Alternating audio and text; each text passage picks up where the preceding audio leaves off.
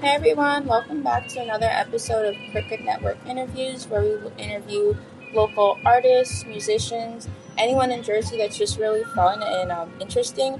Today we're here with Dream Mode. They're a music producer based in Ocean County, and they've been producing music for about 8 years. Introduce yourself. My name is Dream Mode. I'm a music producer out of Lakehurst, New Jersey. I actually live right next to the Hindenburg crash site, which is like a fun fact that I like to tell people. How did you come up with your name? I was really trying to think about that, and I just really can't remember because it was so long ago. I remember trying to just kind of brainstorm a bunch of different names and ideas, and I really had it in my head. I'm just okay, this is the name that people are gonna know me for, so it's got to be something that sticks, I guess. But I guess that was kind of the name that I just chose out of the round of names that I had. How many instruments do you play, and how long have you been playing them? I've been playing music for a long time. I started with the piano when I was 4, and then I picked up the guitar when I was probably about 9. I tried to teach myself guitar because I thought I could do that, but that really failed. So then I eventually convinced my mom to give me lessons and stuff, and then I picked up the drums a little bit as well. I played the bass guitar, and when I was in college, I taught myself how to work synthesizers and stuff. So I kind of do a bunch of different instruments. Jack of all trades. Is there anyone who inspires you or influences your music?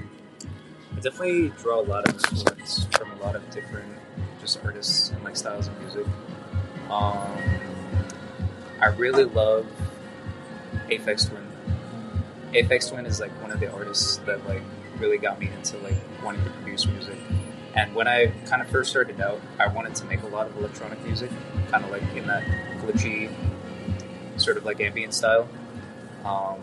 But then I started kind of just kind of expanding my music taste and stuff. But I love the Beach Boys. I feel a lot of people think the Beach Boys and they think Surfing USA and all that surf music. But I think a lot of people don't know some of their later catalog in the late 60s and the 70s. It's really interesting stuff.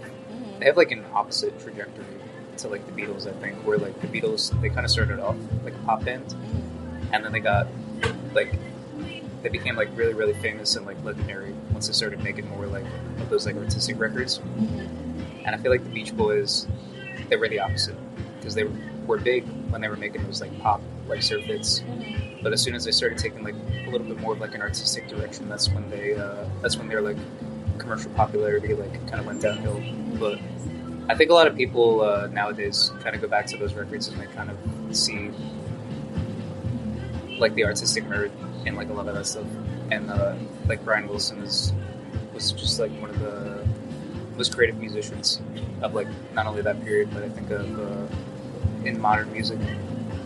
But I also really love Daft Punk, and a lot of my production I learned from listening to a lot of just Pharrell stuff. I take a lot of inspiration from Pharrell and the Neptunes, and I listened to everything that he's produced, and it really blew my mind when I kind of found out just how much hits he produced. And everything. Yeah, it was really crazy. So that's just kind of a handful of my influences. Right. You've collaborated with multiple artists to make songs like Fraud, Feeling For, and What You Want. What does this process look like? Do the lyrics usually have to come before the beat, or other way around, or maybe a mix of both?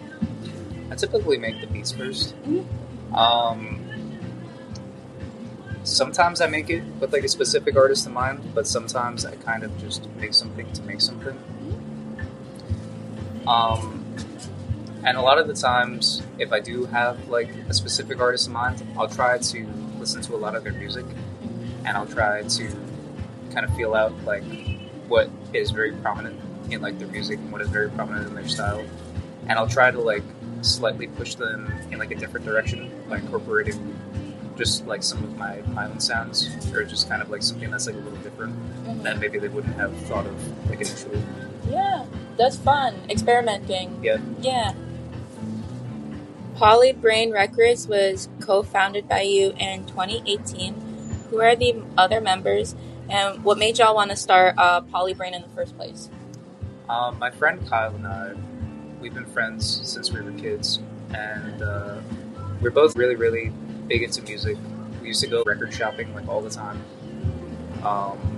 But I went to like a performing arts school, so I had a lot of friends who were like musicians, and I was in the recording program. So like everyone that I kind of knew like in the recording program or was friends with, they all recorded their own music. They all made their own music.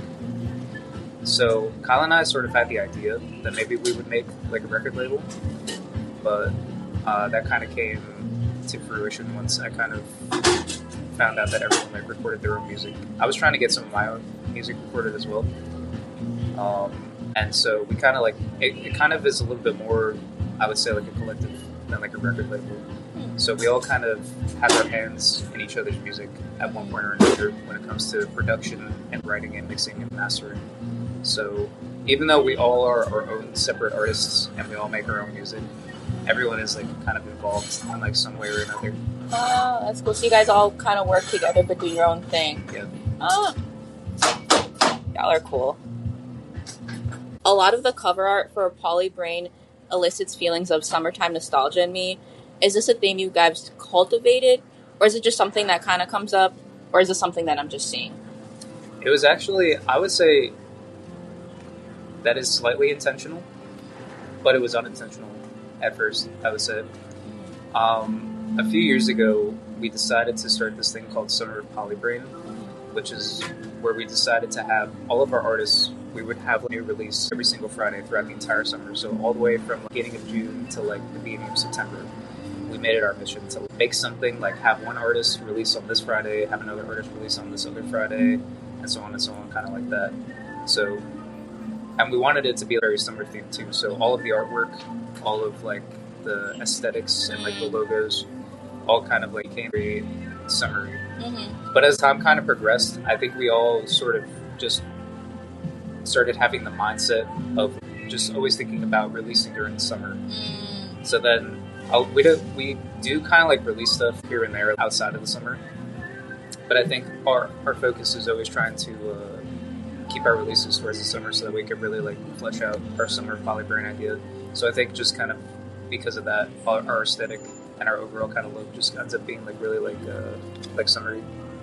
I think that's really smart because I feel like in the summertime, I don't know, I feel like in the winter it's better to kind of just like work things out. At the same time in the summer, a lot of more people are out. The energy's kind of different, so I feel like bringing in new stuff is really just, I don't know, it's smart. It makes sense. Thank you. Yeah. Did modeling come naturally when you walked for Virginia did that at Jersey Creators Market this year, or were you kind of nervous? I was definitely a little nervous. I had never done anything like that before, but I always was kind of interested in it. So I saw the opportunity and I wanted to take it. And they ended up like casting me.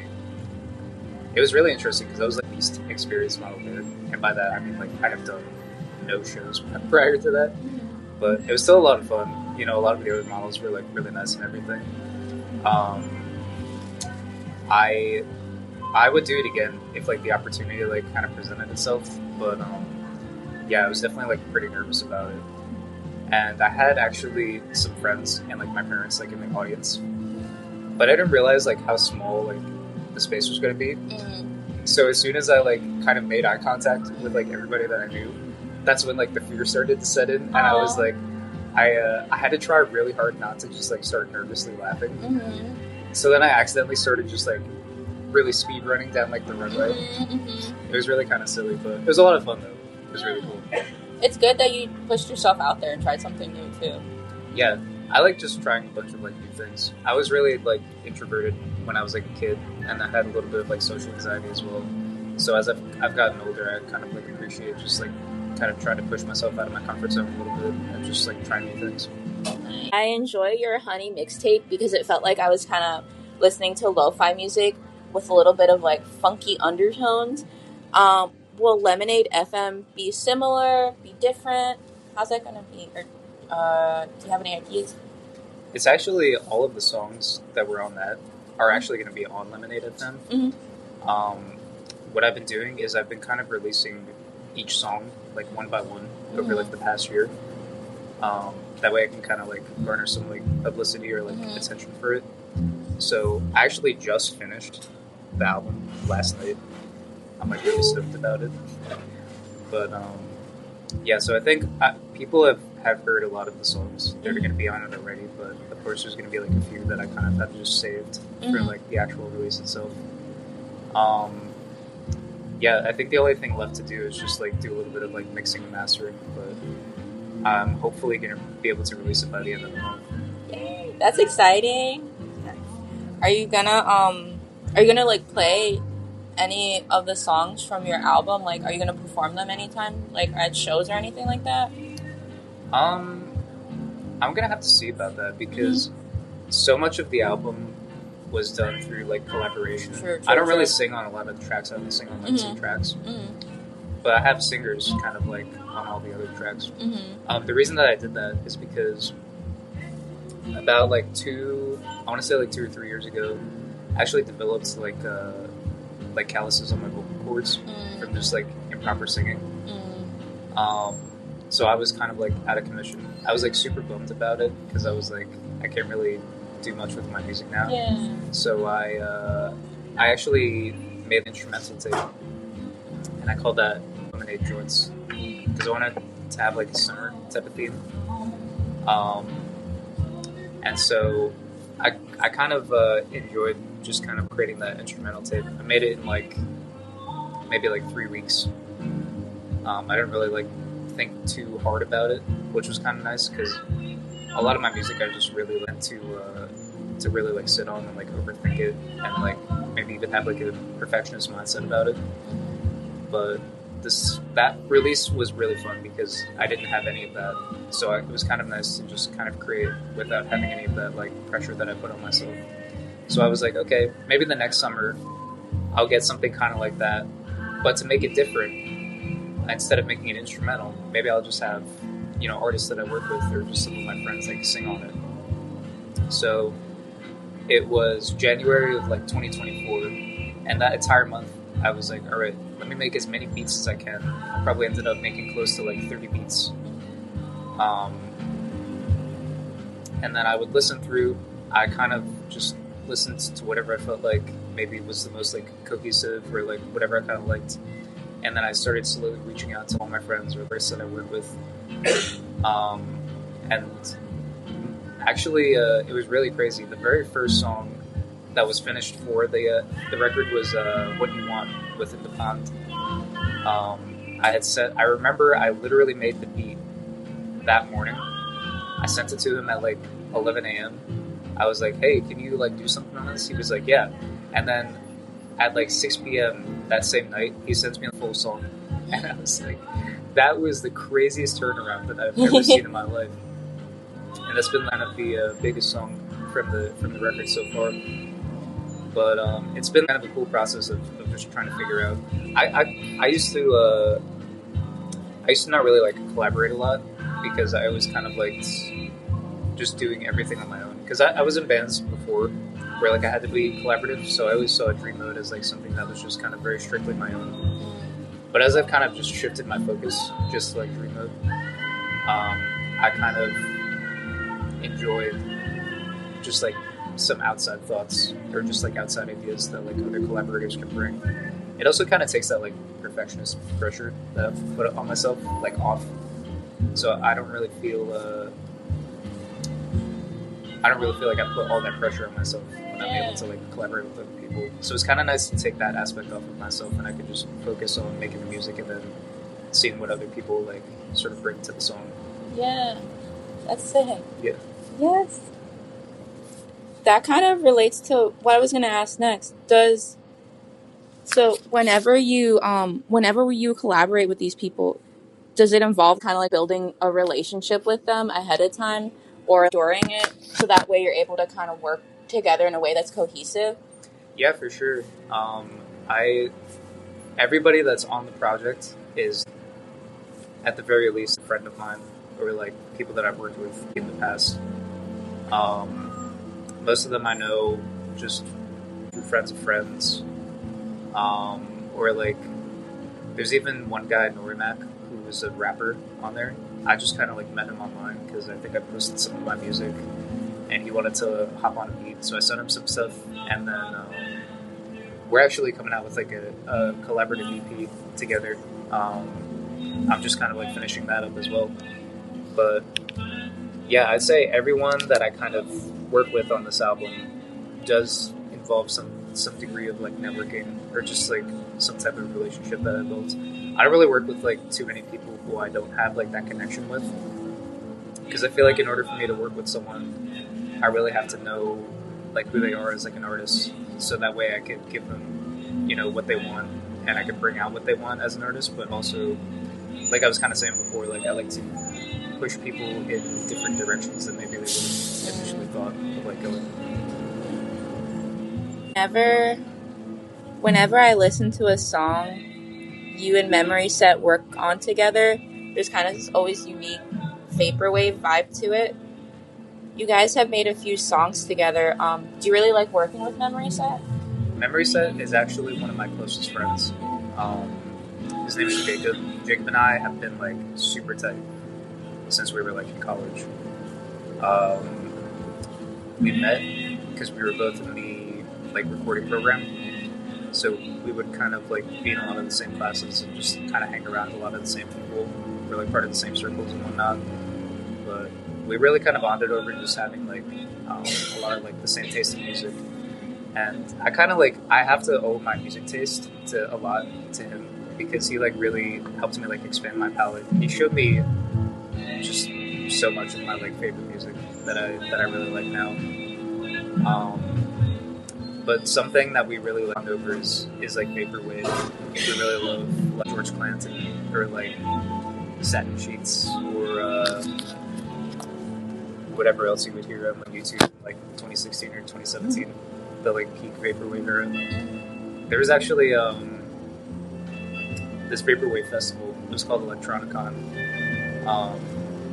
It was a few years ago, like a little after the pandemic, and it was right in New York, and we would go to that like every summer. It was really cool. It was like they would have all these people come out, play like vaporwave sets or just kind of ambient electronic sets, and it was a really cool vibe. But, like everyone there was chill. I remember there was one guy who would wear like, he was kind of like famous around the festival because he would walk around with like a 90s like Dell computer, like on his head.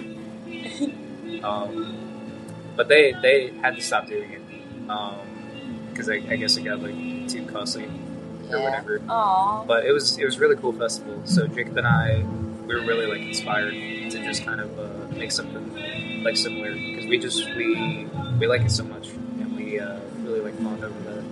A lot of his music too that he makes under Memory Set is kind of like that as well. I think it's cool that you guys have this shared experience that kind of just made you want to make stuff. Yeah. Yeah. And my last question, which is silly, but I noticed you're going to be playing in, I might be messing this up, the Last Black Parade, or the Last Parade? Yeah, the Black Parade. The Black That's gonna Parade. be this Friday. I'm playing with Honey Breeze Band. Do you have a special place in your heart for like pop punk, or you Yeah, yeah? I actually grew up on a lot of like pop punk stuff. Mm-hmm. I grew up really like My Chemical Romance and like Ardmore and kind of stuff like that. I remember going to like Warped Tour once when I was like a kid.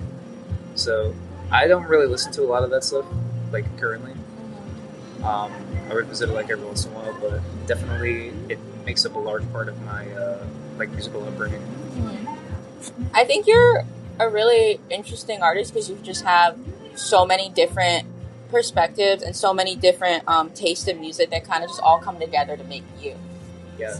So it was really cool talking to you, and Likewise. it was really cool getting to know you. And thank you for doing this. thank you for interviewing me. Yeah, this is all I want to do, which is kind of just get to know people who are doing things. And then when they talk about those things that they're doing, other people listen to it and then they're just like, hey, I can do that too. Because it's really just all about, like, I guess, like you said, pushing yourself out of your boundaries and just doing it. So thanks for being a part of this. Thank you. Yes. Yay. Thanks, everybody. See you later.